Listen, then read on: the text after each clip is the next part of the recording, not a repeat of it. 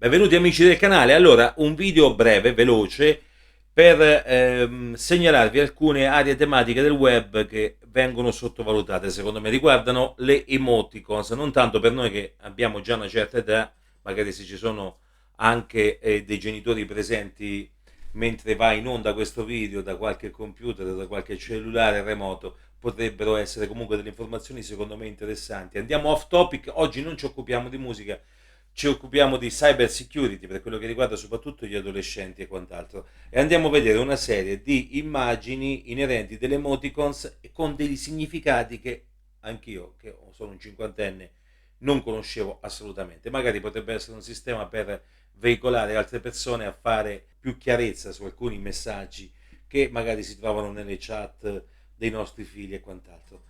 È abbastanza pesante come situazione, non pensavo che fosse una situazione più tranquilla e quant'altro, invece no, assolutamente no. Andiamo a vederle brevemente.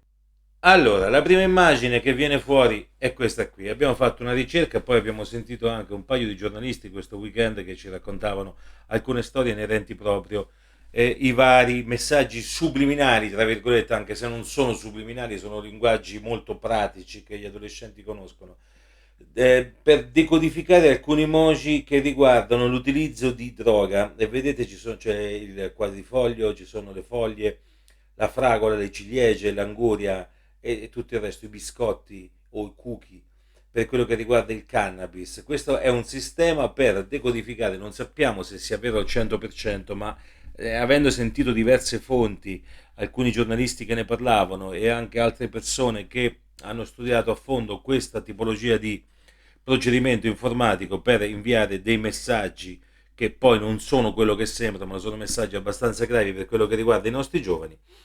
Oltre alla cannabis c'è il discorso legato alla cocaina, vedete qui sotto il naso, quindi lo sniffo, poi c'è il pesce, c'è la benzina o diesel, non lo so, il pupazzo di neve o addirittura, questa è abbastanza inconfondibile, ok, la polvere bianca o neve. Ma non sono solamente questi, ce ne sono altri. La purezza della droga che viene utilizzata, queste non sono cose che mi invento, sono cose che ho trovato in giro verificando alcune fonti, ok? C'è la bomba a mano, c'è l'esplosione, il fuoco, il pugno, il razzo, quindi sono situazioni esplosive. Poi c'è anche sotto il simbolo DOC per quello che riguarda le droghe, per quello che riguarda il dealing, è proprio l'otto, la palla dell'otto del biliardo, è proprio quella che è considerata maggiormente il simbolo di questo tipo di conversazioni in ambito musicale. E poi alla fine ci sono le varie frutte, tra cui la melanzana, la bicocca, le ciliegie che tornano ancora una volta, ok?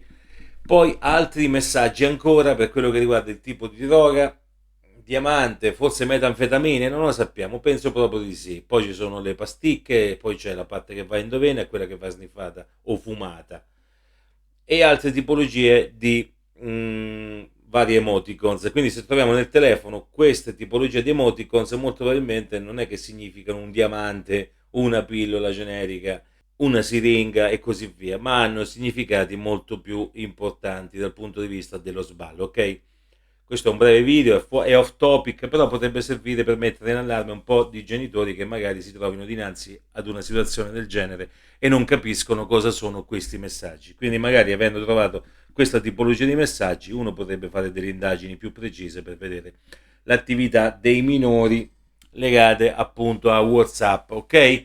Bene, come premesso era un video molto veloce, però giustamente andavo a specificare alcune cose secondo me importanti, non c'entra nulla con la musica in questo caso, però non sono in tono scherzoso perché secondo me sono cose importanti, poi magari ci sarà il genialeone di turno che avrà da ridire anche su questa cosa, tipico degli haters dei vari social network, ma io penso di aver dato un minimo di servizio magari alle persone che magari non conoscevano quest'area tematica e a che adesso magari servirà un po' per controllare meglio i propri figli in ambito di social network e soprattutto di WhatsApp, messaggi sul telefonino e così via. Io vi do appuntamento al fine settimana, il sabato uscirà un altro video molto interessante che riguarda Paul McCartney, quindi a fine settimana ci sarà un altro video molto interessante. Alla prossima, se volete iscrivetevi al canale, c'è anche l'area abbonati. Dai, alla prossima, buona giornata a tutti voi.